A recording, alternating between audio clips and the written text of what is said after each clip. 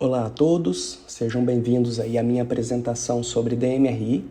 Eu fui gentilmente convidado e incentivado pelo Dr. Bruno para fazer essa aula para vocês. E, bem, é a minha primeira experiência aí gravando uma aula assíncrona, então se eu estiver falando um pouquinho estranho aí, vocês me desculpem, que da minha perspectiva é como se eu estivesse falando sozinho, né? Bom, então eu vou começar a minha aula falando sobre alguns dados epidemiológicos que eu separei e que eu julguei que são mais interessantes para a gente apresentar esse tema. O primeiro deles é que a DMRI é a causa mais comum de cegueira irreversível em países industrializados. E quando a gente olha o mundo como um todo, ela passa a ser a segunda causa, porque aí ela perde para o glaucoma. É uma doença que a gente acredita que ela vai ter um impacto crescente na saúde pública pelo envelhecimento da população. E em países desenvolvidos, ela já acomete 10% da população acima de 65 anos e praticamente um quarto da população acima de 75. Então é uma doença que ela tem um impacto epidemiológico gigantesco. Em relação aos fatores de risco, a idade, sem dúvidas, é o mais importante deles, tanto para desenvolver a doença, como também para desenvolver formas graves da doença. E eu trouxe aqui um dado que a partir dos 50 anos, a prevalência de formas avançadas de DMRI ela vai quadruplicar. Quanto à etnia, a gente sabe, que indivíduos de pele mais clara e ascendência europeia têm muito mais risco de desenvolver a doença do que outros grupos étnicos. Uma das coisas que poderia justificar isso é a questão do nível de melanina intraocular. Tanto na EPR quanto na coroide de indivíduos de pele mais escura, a gente observa, sim, mais presença de melanina, que poderia ter um fator protetor contra essa doença. Porém, a gente sabe também que é uma distribuição muito heterogênea e não é uma correlação tão exata. Então, indivíduos de pele mais escura podem ter menos melanina que indivíduos de pele mais clara, quando a gente está falando, claro, do olho, Então, isso sugere a presença de outros fatores, outros mecanismos que estejam atuando nessa questão da etnia. Na parte de hereditariedade, a gente sabe que a gente tem 3 vezes mais risco de desenvolver essa doença se a gente tem um parente de primeiro grau acometido. E a gente conhece genes envolvidos, A gente tem o CFH, o ARMS2, todos esses genes têm relação com o desenvolvimento da doença. Existem também fatores de risco comportamentais, tabagismo, obesidade e também a questão da hipertensão. E tem outros fatores menos estabelecidos aí na literatura que foram perdendo importância com o tempo, mas ainda são citados em alguns tratados, que é a questão da íris clara, da hipermetropia, nível de PCR elevado, aquela PCR que a gente mede no sangue mesmo, e a questão da exposição solar. Vamos então conceituar o que é a DMRI e como que ela é diferente do envelhecimento normal da retina. Porque senão, todo vozinho que a gente vê uma drusa, a gente vai querer encaminhar, a gente vai querer tratá-lo como se fosse DMRI. E não é bem esse o caso. Dentro do envelhecimento normal, a gente tem processos fisiopatológicos que se sobrepõem aos processos da DMRI. Então a gente pode falar de espessamento da membrana de Bruch, de acúmulos de lipofuscina entre o EPR e sua membrana basal. A gente pode falar de um certo grau de isquemia da coriocapilar. Tudo isso pode acontecer e ser um envelhecimento normal. Inclusive, a gente pode ter formações de drusas duras, pequenas, esparsas. Tudo bem, tranquilo. Mas então, como que a DMRI vai ser diferente desse processo fisiológico? O filósofo Engels, ele tem uma frase que eu gosto muito, que ele diz que diferenças de magnitude podem causar mudanças de natureza. E aqui a palavra-chave para a gente entender essa questão é magnitude. É claro que na DMRI todos esses processos também acontecem, mas eles acontecem de forma muito mais intensa, localizada e também associadas a outros processos patológicos. A gente tem também na DMRI a questão de ativação do complemento, disfunção do EPR, chegando a formar migração dessas células para camadas mais internas da retina, e em casos mais graves a gente pode ter até neovascularização. Pensando então em trazer essa discussão para a prática mesmo, eu trouxe aqui algumas imagens do mesmo paciente que foi acompanhado dos 68 anos até os 79. Aqui na imagem A, quando ele era mais jovem, a gente observa um fundo que, bom, é praticamente normal. A gente poderia dizer que ele tem um EPR com aspecto mais tigroide, que ele tem talvez aqui algumas drusas duras, mas isso aqui ainda estaria dentro do que a gente chama de um envelhecimento normal. E com o passar dos anos, essas drusas vão ficando mais numerosas, mais intensas, e a gente aparece aqui também um achado de hiperpigmentações focais. O paciente, então, que iniciou com a visão 20/15, ele termina aqui com a visão 20/30. E a grande questão, então, fica sendo onde a gente desenha a linha, onde a gente separa o envelhecimento normal da DMRI, pensando, claro, em achados clínicos, em achados fundoscópicos. E o Ryans ele traz uma definição. Segundo esse material, a definição da DMRI é a presença extensiva de drusas pequenas ou uma presença de drusas médias ou grandes que pode ou não pode estar associada a alterações pigmentares. Agora que nós definimos a doença, vamos aprofundar mais um pouco na fisiopatogenia da DMRI, que é uma fisiopatogenia tão complexa e tão multifatorial. Ela vai passar por uma disfunção do EPR. O EPR, a gente lembra que ele tem várias funções, que ele vai desde a fagocitose e reciclagem dos segmentos externos dos fotorreceptores, até o transporte de metabólitos, que ele vai compor então a barreira hematorretiniana externa. Eu gosto de fazer uma analogia que o EPR é como se fosse o fígado do olho, por ter tanta função e ser tão importante para a homeostase local. Como consequência dessa disfunção do EPR, a gente vai ter um espessamento da BRU além da formação das drusas. Tudo isso por um acúmulo de material rico em lipoproteínas que vai atrapalhar a condução de metabólitos por esses tecidos.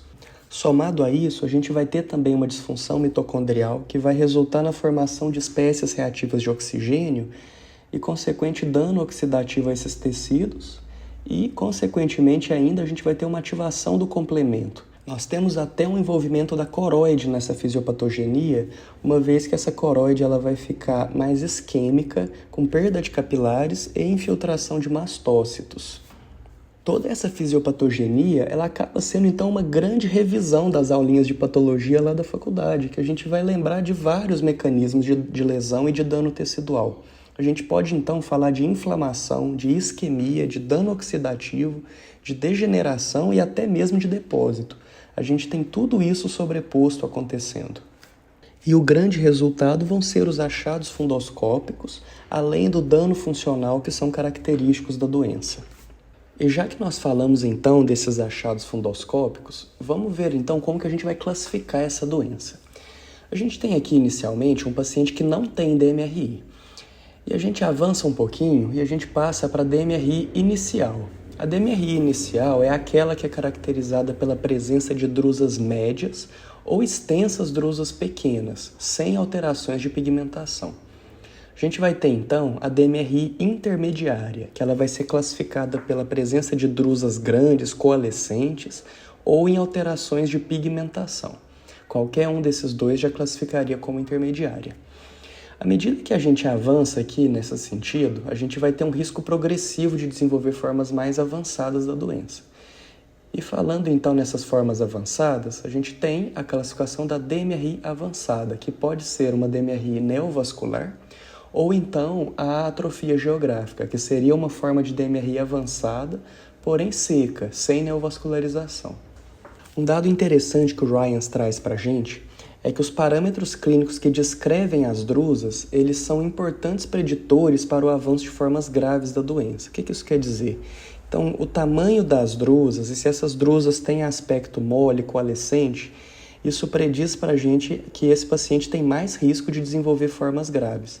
Além disso, nós temos também o desenvolvimento de áreas de hiperpigmentação e a presença de DMRI avançada no outro olho. Esses três dados, então, eles mostram para a gente que é um paciente que tem mais risco de desenvolver formas de DMRI avançada. Bom, pessoal, agora eu vou falar brevemente sobre os achados e as manifestações clínicas da DMRI, iniciando pela DMRI não neovascular ou DMRI seca. Vamos, então, falar um pouco sobre as drusas. A drusa, por curiosidade, é um termo que tem origem no alemão, e ele significa nodo ou geodo. E eles são essas lesões com esse aspecto de excrescências branco-amareladas, localizadas bem profundamente na retina.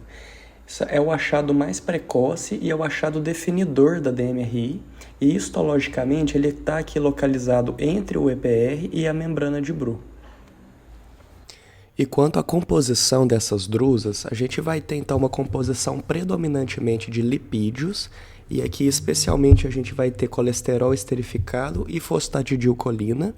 A gente vai ter também um componente proteico, e aqui a gente vai ter incluindo vitronectina, apolipoproteína e também alguns elementos do complemento, como C5, C5b9, clusterina, e também algumas proteínas oriundas do estresse oxidativo. Temos também composição de carboidratos e alguns elementos traço, como minerais e esses produtos, conforme eu tinha dito, de modificação oxidativa. Na origem desse material, a gente vai ter uma origem mista, incluindo secreção do EPR e também derivados do sangue e dos fotorreceptores. E a formação desse material ela é análoga à fisiopatogenia da aterosclerose. Quanto à classificação dessas drusas, na literatura a gente encontra muito essa questão do tamanho, principalmente porque esse tamanho tem relação com o risco para desenvolver formas mais graves da doença. Então, elas podem ser classificadas em drusas pequenas, drusas intermediárias e drusas grandes, sendo então as pequenas aquelas que vão ter um diâmetro menor do que 63 micras e as grandes vão ser aquelas que têm mais do que 125 micras, sendo que esses valores intermediários, então, enfim, vão ser as drusas intermediárias. A gente tem também uma descrição mais qualitativa dessas drusas. Classicamente, a gente estuda essas duas aqui, né? As drusas duras, que são bem menorzinhas, assim, bem lesões praticamente pontiformes, bem definidas. E temos as moles, que vão ter esse aspecto mais coalescente, de bordas mais mal definidas. Mas a gente tem também essas outras duas classificações aqui que eu achei interessante trazer e eu vou falar um pouquinho mais delas adiante, que são as drusas cuticulares e os depósitos drusenoides subretinianos.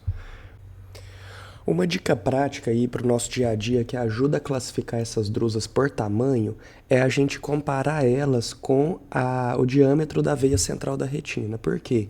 Esse diâmetro ele é aproximadamente de 125 micras. Então, se a gente tem uma drusa que está bem menor do que o diâmetro de uma veia central, a gente vai chamar ela de pequena. Se for mais ou menos igual ou um pouquinho menor, ela vai ser intermediária.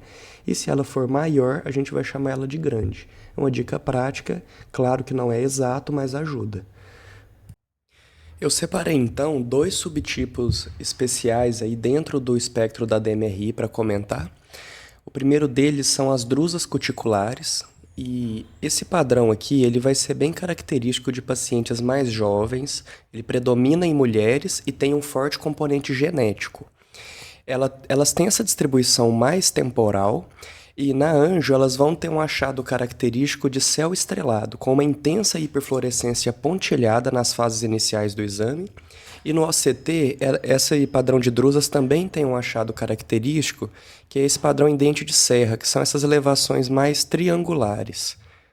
É importante ressaltar que esse padrão tem a mesma composição molecular das drusas mais habituais, e também vocês podem encontrar esse padrão com outro nome, que seriam as drusas de membrana basal. Pelo que eu encontrei na literatura, seriam como sinônimos. O segundo padrão que eu gostaria de comentar com vocês são os depósitos drusenoides subretinianos, ou também chamados de pseudodrusas. E por que pseudodrusas, né? Elas recebem esse nome porque, diferente das drusas verdadeiras, essas aqui estão localizadas entre os fotorreceptores e o EPR, no espaço intercelular. Elas são tipicamente localizadas na parte superior da mácula e são mais facilmente visualizadas com iluminação azul de cobalto. Ela vai ter um elevado risco de progressão para formas graves da DMRI, como a atrofia geográfica e as membranas neovasculares, em especial o tipo 3. Saindo então das drusas e partindo para outro achado característico da DMRI, eu vou falar um pouquinho das alterações pigmentares do EPR.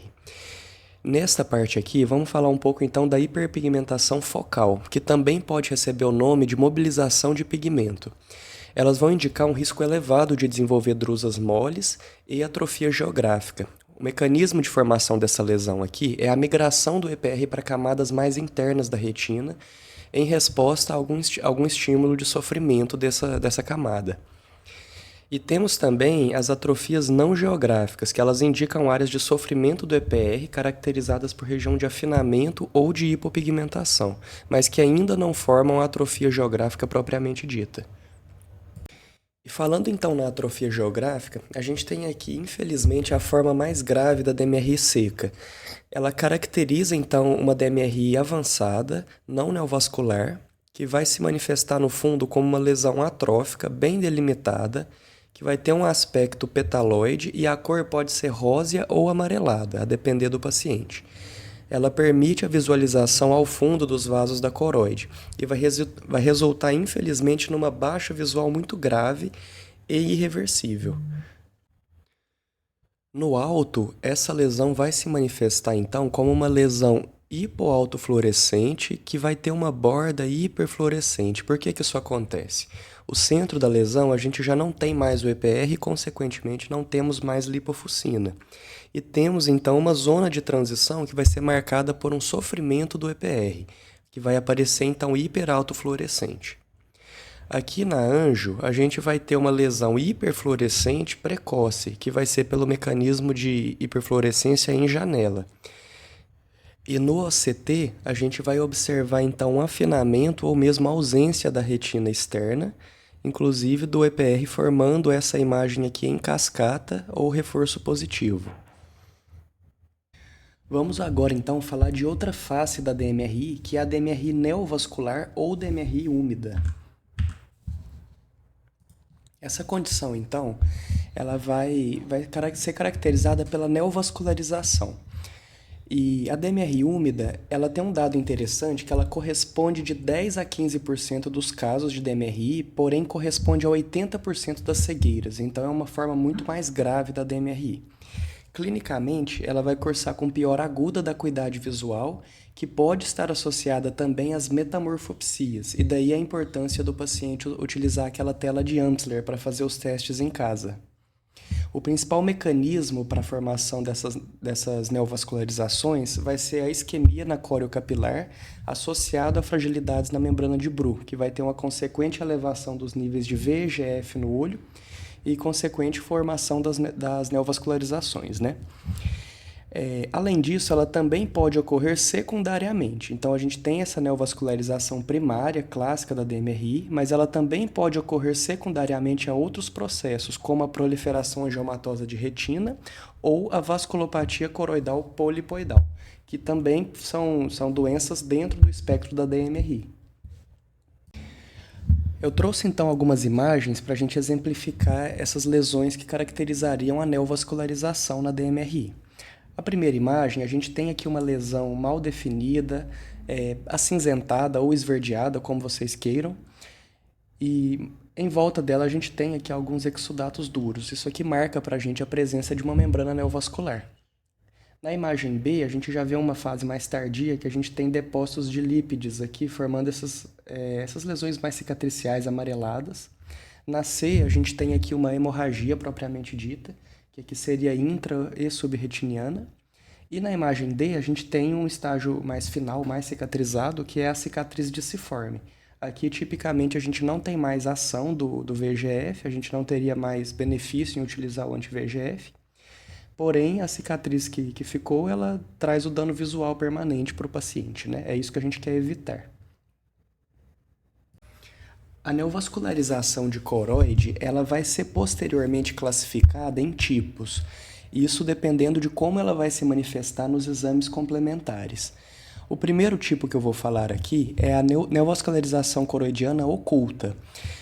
É um tipo que corresponde a 80% dos casos, então vai ser a forma mais comum e vai ser classificada por uma lesão de limites imprecisos na angioflúor. Ela se correlaciona fracamente com a membrana neovascular tipo 1 no OCT, ou seja, uma membrana neovascular vista abaixo do EPR. Por que fracamente? Porque não é exato, nem sempre uma membrana neovascular tipo 1 vai ter esse aspecto de membrana neovascular oculta, mas existe sim uma correlação.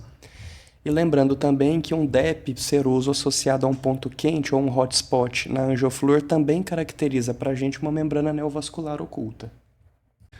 O segundo padrão angiográfico é a neovascularização coroidiana clássica. Ela corresponde então a 20% dos casos. Então, apesar de ser clássica, ela não é a maioria, ela é a minoria dos casos e vai ser marcada por uma lesão de limites bem definidos, formando um padrão em renda na angioflúor.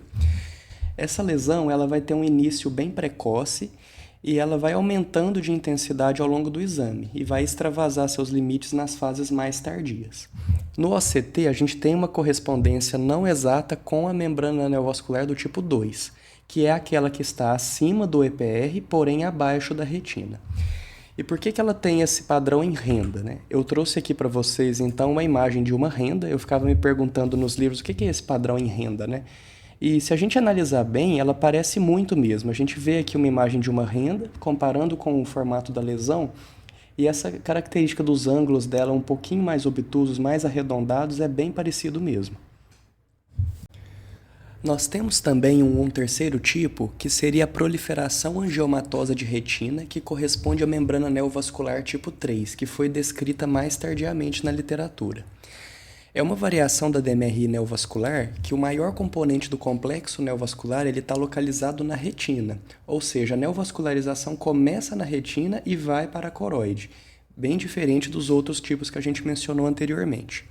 Ela forma então essas anastomoses retinocoroidianas e nesse padrão aqui a gente tem mais exudação e mais formação de DEPs. Na anjo, essa lesão pode aparecer, então, como um hotspot associado a um DEP.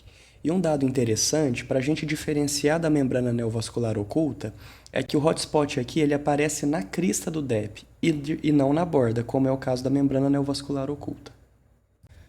Eu trouxe também aqui para a gente falar um pouco da vasculopatia coroidiana polipoidal, que hoje ela é entendida como um subtipo de DMRI neovascular, embora a gente tenha umas diferenças importantes entre as condições, diferenças que são clínicas, epidemiológicas e até mesmo genéticas.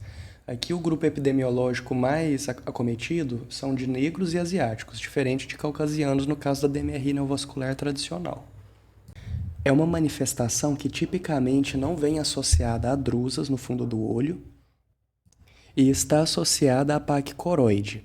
Ela é caracterizada pela presença de lesões polipoidais aneurismáticas na membrana coriocapilar. E por fazer parte desse grupo de PAC coroide, a gente tem mecanismos compartilhados com outras doenças, por exemplo, a serosa central.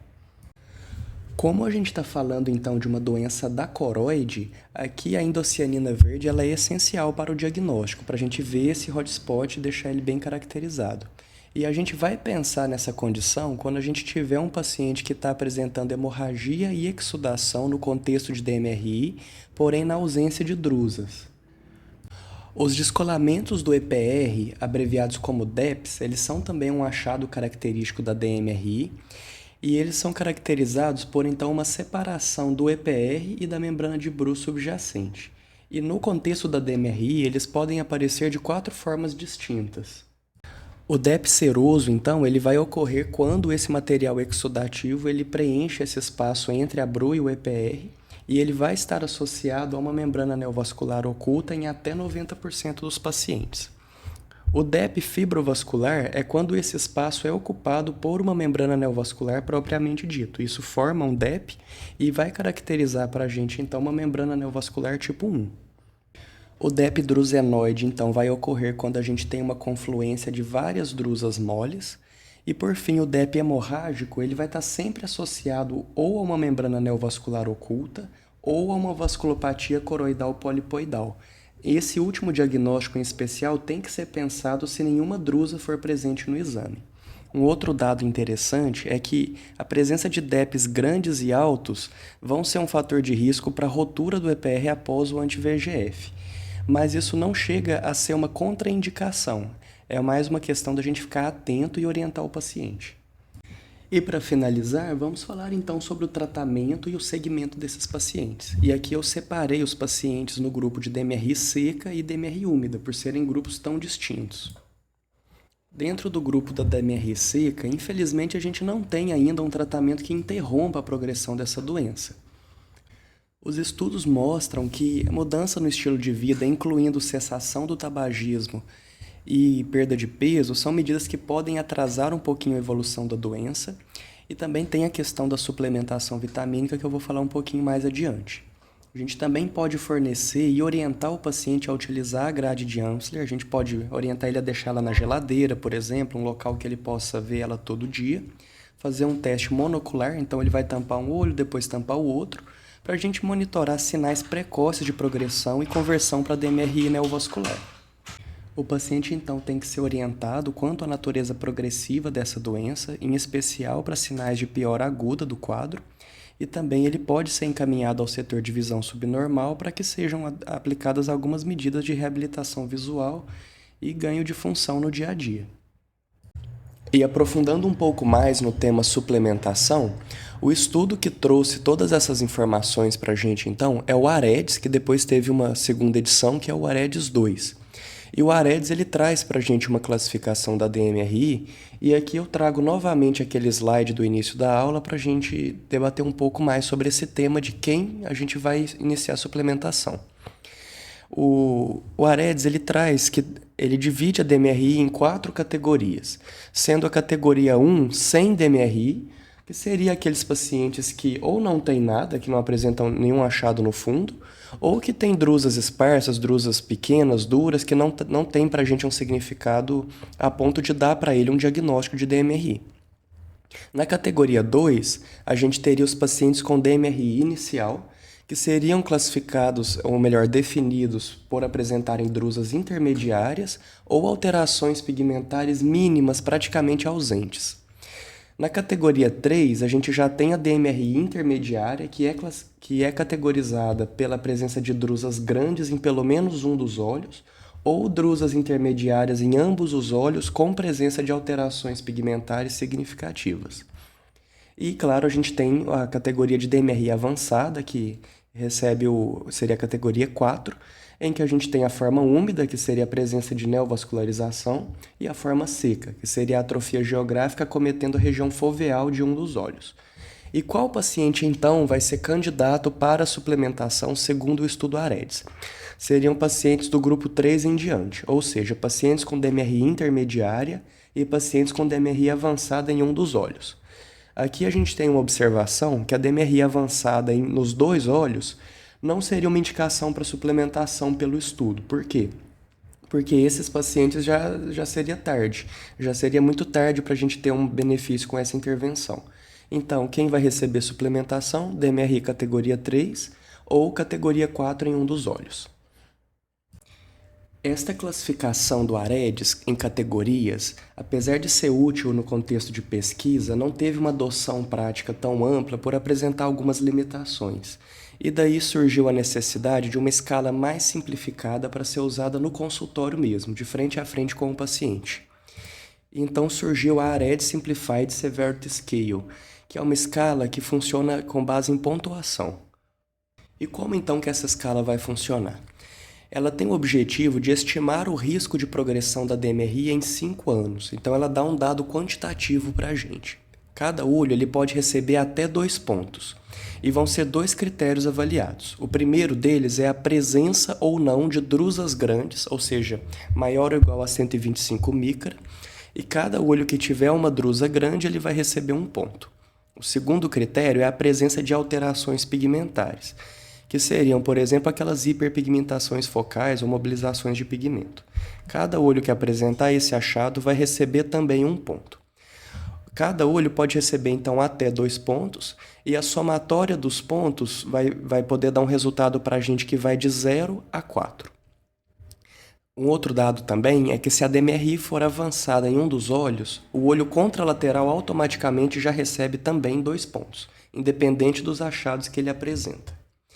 Então, a gente soma essa pontuação, que vai de 0 a 4 para o paciente, e se o paciente tem de 0 a 1 ponto, a suplementação não está indicada para ele. E se ele tem de 2 a 4 pontos, a suplementação ela está indicada. A gente teve também algumas atualizações recentes nessa escala, que a primeira delas é que pacientes com depósitos drusenoides subretinianos, aqueles que eu mostrei mais cedo na aula, foi observado que esses pacientes tinham muito risco de progredir. Então, a gente vai dobrar a pontuação desses pacientes. E se o paciente apresentar atrofia geográfica Mesmo que não for uma atrofia geográfica central, ou seja, aquela que acomete a região foveal, a gente vai considerar também como DMRI avançada, e o paciente vai receber 2 pontos no olho contralateral. E talvez a parte mais interessante da gente usar essa escala na prática é permitir justamente uma quantificação do risco de desenvolver uma forma avançada de DMRI em 5 anos, permitindo então uma comunicação mais assertiva com o paciente. O paciente que pontua então 0 pontos, ele tem aproximadamente 0,5% de risco de desenvolver essas formas mais graves. O paciente que pontua 1 ponto vai para 3%, 2 pontos vai para 12%, 3 pontos 25% e por fim 4 pontos ele tem 50% de risco. Então observar como que tem uma progressão quase exponencial aqui à medida que o paciente vai ganhando pontinhos. Então, para a gente finalizar esse tema do tratamento da DMRI seca, eu vou falar um pouquinho da fórmula AREDS 2, fazer alguns comentários. Bom, primeiro aqui a parte das vitaminas, a gente tem 500 mg de vitamina C e 400 unidades de vitamina E. E essa aqui está mantida em relação à fórmula AREDS original. Ela recomenda para a gente usar 80 mg de zinco, óxido de zinco, né, na verdade, e a gente tem também a possibilidade de usar 25 mg. Isso aqui é uma novidade do AREDS 2. A gente tem também os 2 mg de cobre, que ele existe na fórmula não por ter um benefício na questão de progressão de DMRI, mas sim para evitar uma anemia induzida pelo zinco. E se a gente utilizar os 25 mg, que os estudos mostram que tem uma certa equivalência em tratamento, a gente não precisa usar o cobre. E a gente tem aqui também a novidade dos 10 mg de luteína e 2 mg de zeaxantina, que eles foram introduzidos no lugar do beta-caroteno, por causa daquela história do AREDS 1, né, que o beta-caroteno mostrou um maior risco de câncer de pulmão em pacientes tabagistas. Falando agora então da DMRI neovascular, eu vou falar um pouquinho então da história do tratamento dessa condição. Inicialmente, lá na década de 80 e 90, a gente tinha a opção da fotocoagulação, que tinha resultados ruins porque tinha muita destruição de tecido saudável. Hoje é praticamente abandonado, não utiliza mais esse tratamento para DMRI neovascular. A gente depois então teve a novidade da terapia fotodinâmica com verteporfina, que assim raramente melhorava a acuidade, mas ela atrasava a progressão. Então aqui a gente já tinha um benefício, tinha menos dano a tecidos saudáveis. Ela era usada na época antes do VEGF, do anti-VEGF, como monoterapia. Hoje ela ainda tem alguns usos no contexto do DMRI, né, que são usos mais restritos e mais como terapia adjuvante em casos selecionados. E por fim, a gente teve a grande revolução do anti-VEGF, que foi um tratamento revolucionário para DMRI, que foi iniciado em 2004 com o Macugen. E desde então vem surgindo novas drogas e novos esquemas de aplicações que têm intervalos mais longos, permitindo mais conforto para o paciente.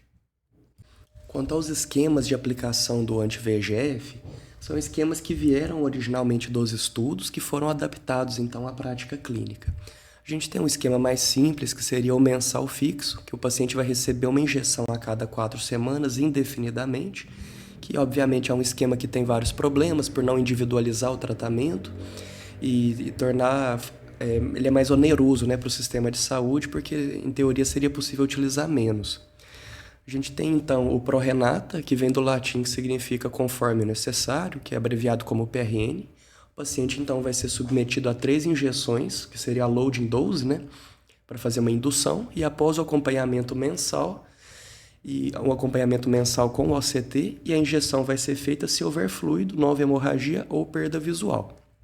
Aqui a gente tem um problema nesse esquema que o paciente vai para a clínica e não sabe se ele vai receber anti-VEGF ou não, que pode gerar algum estresse para alguns perfis de pacientes. E a gente tem então o tratar e estender, que são injeções regulares com extensão progressiva do intervalo, de acordo com a atividade da doença. Então, o paciente, após a estabilização do quadro, a gente vai ter um aumento do intervalo de 4 para 6, 8 semanas e assim por diante até 12 semanas. E caso a gente tenha uma recorrência ou uma piora, a gente vai tornar o intervalo mais curto. E aqui o paciente faz o OCT e sempre vai saber que ele vai na clínica e vai receber a injeção. Toda visita ele recebe uma injeção. O que muda é o intervalo. E agora a gente tem as terapias de longa duração por causa de algumas novidades. Então, o Susvimo, né, que seria o ranibizumab em reservatório, e o Eylea HD, que é o aflibercept em 8 mg. Essas novidades permitiram intervalos ainda maiores. É É claro que a escolha do regime ideal de tratamento vai levar em conta questões individuais do paciente, mas principalmente questões do sistema de saúde no qual o médico está inserido, se é SUS, se é convênio ou se é particular. E para encerrar então a aula, pessoal, eu vou fazer um breve comentário sobre a história dos anti-VEGF e trazer também algumas observações sobre algumas drogas que estão no mercado hoje. Aqui, começar com uma curiosidade, que o anti-VEGF ele não surgiu na oftalmologia, na realidade ele surgiu dentro da oncologia. Porque o VEGF, que é o fator de crescimento do endotélio vascular, era uma molécula superexpressa em alguns tumores, como o câncer coloretal. Os oncologistas, então, eles observaram que era um potencial alvo terapêutico a gente inibir essa molécula para evitar, então, o crescimento desses tumores. O Avastin, então, que é o bevacizumab, ele surge, então, no contexto da oncologia e tem seu uso adaptado, né, um uso off-label dentro da oftalmologia por apresentar benefícios para esses pacientes que apresentavam quadros de neovascularização. A indústria, então, ela trouxe para a gente o pegaptanib, né, com o nome Macugen, em 2004, que foi a primeira droga label para o tratamento desses quadros de neovascularização na retina. O problema dele é que ele era muito seletivo e ele tinha uma eficácia limitada. Nós tivemos, então, em 2006, o ranibizumab, ou Lucentis, que era um fragmento de anticorpo monoclonal, e ele tinha uma eficácia boa e era seguro. Porém, ele tinha um problema de custo. Então, o estudo CATT, ele comparou o bevacizumab, que era o uso off-label, com o Lucentis, e mostrou que eles eram equivalentes. Isso fez com que o bevacizumab tivesse uma adoção ampla na prática por ser mais barato, por ser similar ao Lucentis em efeito, e acabou então sendo muito utilizado no SUS em países em desenvolvimento. Em 2011, então, nós tivemos o início do Eylea, que é o aflibercept, que é uma droga que tem alta afinidade pelo VEGF-A, pelo VEGF-B e pelo PIGF, o que confere a ela um efeito mais duradouro e permite então que o paciente faça menos injeções no mesmo período de tratamento. Mais recentemente, então, a gente teve o brolucizumab, em 2019, que ele teria o benefício de ter menor peso molecular, maior penetração e duração de efeito, só que ele veio com algumas complicações inflamatórias, o que acabou limitando o seu uso. E em 2022, o último, né, a gente teve o Vabysmo, que ele bloqueia o VEGF-A e o ANG2, e ele permite intervalos mais longos entre as aplicações.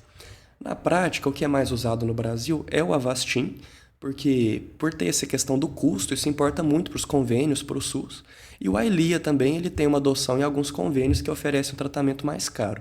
O Vabysmo ele vem apresentando assim, um uso mais crescente, mas o mercado ainda é dominado pelo Avastin e pelo Eylea. Bom, eu encerro então aqui a minha aula, pessoal. Obrigado aí pela atenção de todos. Eu espero que tenha sido útil para vocês. E deixar aqui meus agradecimentos em especial para o Dr. Bruno, que fez todo o apoio para que essa aula seja possível, inclusive fornecendo hardware, né, para gravar essa aula aqui para vocês. Então, muito obrigado, pessoal. Até a próxima.